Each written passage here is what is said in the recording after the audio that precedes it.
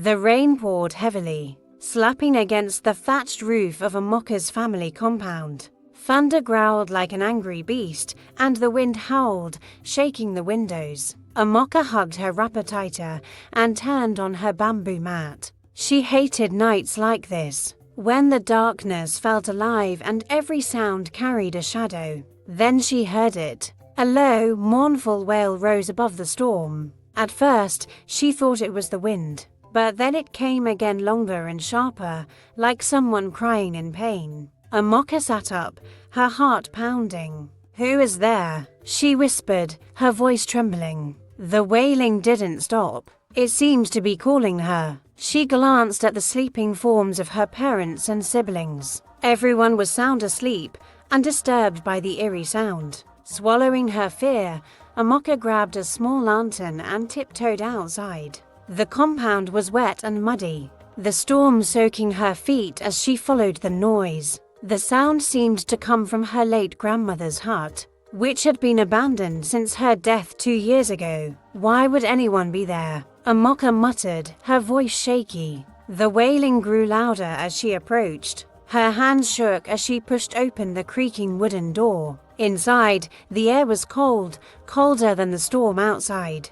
The scent of dried herbs lingered, reminding her of her grandmother's strange ways. Then she saw it. In the corner of the room stood an old mirror, its glass cracked in a jagged line down the middle. The mirror glowed faintly, casting an eerie light around the room. Amoka's breath caught in her throat as she saw her reflection move. But it wasn't just her reflection. It was crying. "Help me," the reflection said, its voice strained and desperate. Amoka froze, her lantern shaking in her hand. "WH, who are you?" she stammered. The reflection leaned closer, its eyes wide with fear. "Amoka, it's me, please. Don't let them take me." Before Amoka could respond, the mirror flickered, and the reflection screamed. The sound echoed through the hut, sending chills down her spine. Amoka stumbled backward, nearly dropping her lantern. Her heart pounded so loudly she could barely hear the storm outside.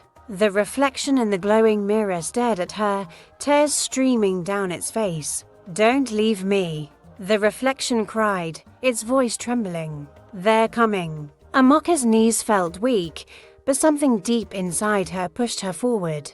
Her grandmother's hut always gave her chills, but now it felt alive, as though the air itself was holding its breath. She clutched the lantern tightly and stepped closer to the mirror. "Who are you?" she asked, her voice shaky. "You can't be me. This doesn't make sense." The reflection looked exactly like her, same dark skin, same round face, even the small scar above her left eyebrow. But its eyes were filled with a terror Amoka had never known. "I am you, Amoka," the reflection said softly. "I am your spirit. Something evil is trying to take me away." Amoka blinked, her mind spinning. "My spirit." "Yes," the reflection whispered. "And if they take me, you will never be whole again. You will never be safe." Before Amoka could ask who they were, the mirror began to glow brighter. Shadows flickered across the cracked glass, twisting and writhing like snakes.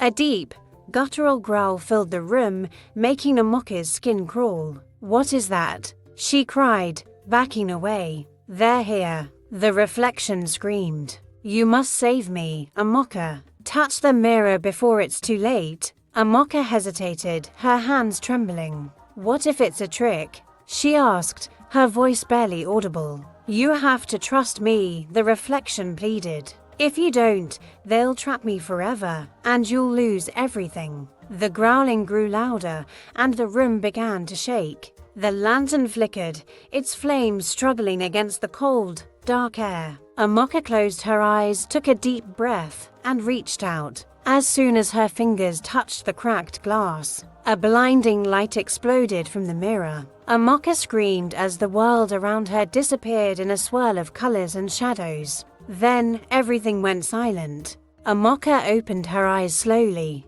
The storm was gone. Instead, she found herself standing in a vast, endless plain shrouded in mist. The ground beneath her was cold and smooth, like glass, reflecting faint shadows that moved on their own. She turned around, but the glowing, cracked mirror was nowhere in sight. Fear crept up her spine as she called out, "Hello, is anyone there?" The mist swirled, and the reflection from the mirror appeared before her, not in the glass, but as a living, breathing version of herself. The spirit Amoka looked exhausted, her eyes darting around nervously. "They're still coming," the spirit whispered, grabbing Amoka's hand. "We don't have much time." "Who are they?" Amoka demanded, pulling her hand free. "What is this place?" "This is the boundary between the living and the dead," the spirit said, her voice trembling. "Our grandmother warned us about it, but we never listened." Amoka frowned, recalling the strange stories her grandmother used to tell by the fire. Tales of spirits, curses, and ancient guardians who punished those who disturbed the balance of life. At the time, she had laughed them off as mere bedtime stories. "This can't be real," Amoka muttered, shaking her head. The spirit grabbed her shoulders. "It is real, and if you don't help me, neither of us will survive. They'll take me, and you'll be left empty, a shell without a soul." Before Amoka could respond, the mist began to ripple. Dark figures emerged, their forms twisted and shifting. Their hollow eyes glowed red as they moved closer, their low growls echoing like thunder. "What do they want?" Amoka asked, her voice barely above a whisper. "They want the chain," the spirit said. "Chain? What chain?" The spirit hesitated, then pointed to Amoka's neck. To her shock, Amoka realized she was wearing a chain she had never seen before, a delicate, glowing thread that pulsed with light. "They want this?" Amoka asked, clutching the chain. The spirit nodded. "It's the link between us. If they break it, they take me and you." The figures advanced, their growls growing louder. "What do I do?" Amoka cried. "You fight," the spirit said. "But be warned, if you fail, they will claim everything you are." Amoka clenched her fists, her fear giving way to determination. "Then let's fight." The mist thickened as the figures lunged, and Amoka braced herself for the battle of her life. Amoka gripped the glowing chain around her neck as the dark figures closed in. Their twisted forms seemed to grow larger with every step, their growls like the rumbling of distant thunder. The air around her turned icy, making it hard to breathe. "Stay close to me," the spirit Amoka cried, grabbing her arm. "You're stronger than they think, but you must focus." Before Amoka could ask what to do, one of the figures lunged at her. Instinctively, she ducked, narrowly avoiding its claw-like hand. The ground beneath her feet shuddered as the figure's touch left a burning mark on the glassy surface. "How do I fight them?"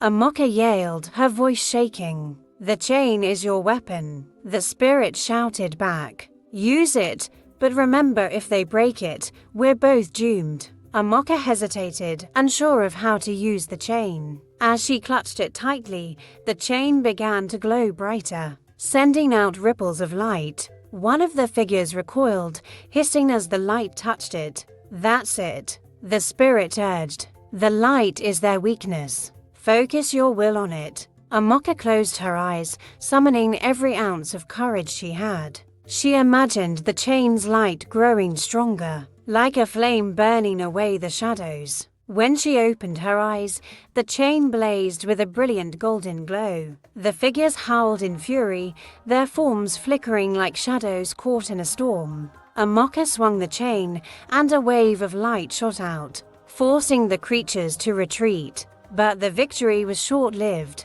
The largest figure, towering over the others, stepped forward. Its red eyes burned like fire as it spoke in a deep, guttural voice. "You cannot keep the chain," it growled. "It binds what should be severed." Amoka felt a surge of doubt. "What does it mean?" she asked the spirit. The spirit hesitated, her expression unreadable. "Don't listen to it, Amoka. You must trust me." The large figure raised its hand, summoning a dark force that wrapped around the chain, pulling it taut. Amoka cried out as the force threatened to snap the glowing thread.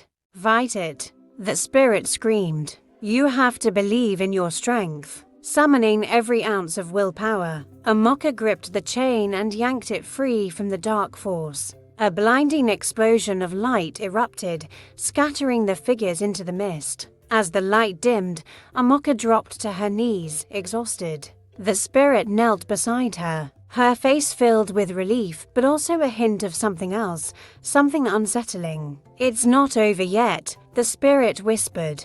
"The final test is coming." ADEMOYE struggled to her feet, clutching the chain that still glowed faintly around her neck. The mist had cleared, revealing a dark void stretching endlessly in every direction. Only she and the spirit remained. "We did it," ADEMOYE said, her voice trembling with relief. The spirit didn't answer. Instead, it looked at her with a strange expression, half pity, half sadness. "What's wrong?" ADEMOYE asked, stepping closer. "It's time for you to choose," the spirit said quietly. Choose what?" The spirit pointed at the chain. "This chain is more than just a link between us. It's the anchor of your soul, holding everything that makes you, you. But it also binds you to the sins of the past, our family's past." ADEMOYE's brow furrowed. "What are you talking about?" "Grandmother didn't tell you everything," the spirit said. "This chain was cursed long ago, passed down through our bloodline. It protects us, but it also keeps us trapped, forcing us to carry the burden of our ancestors' mistakes." ADEMOYE's heart sank. "So, what happens now?" The spirit took a deep breath. "You have two choices. You can break the chain, ending the curse but losing me forever. Or you can keep it, saving me but binding yourself to this burden for the rest of your life and the lives of those who come after you." ADEMOYE stared at the chain, its faint glow flickering like a dying flame. The weight of the decision crushed her, leaving her knees weak. "What happens if I break it?" she asked. "You'll be free," the spirit said. "But a part of you will always feel empty, like something is missing." Tears filled ADEMOYE's eyes as she looked at the spirit, at herself. "I don't want to lose you," she whispered. "You'll still be whole," the spirit said.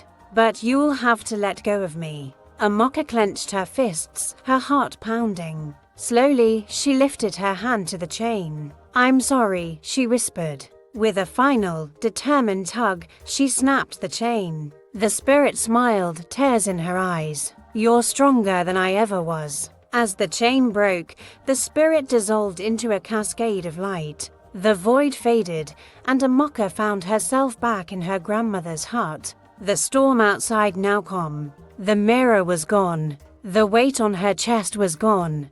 But in her heart, she felt a bittersweet ache, a reminder of the choice she had made. ADEMOYE stepped outside, feeling the cool breeze against her face. She didn't know what lay ahead, but she knew one thing: she was free, and for the first time, she truly felt alive.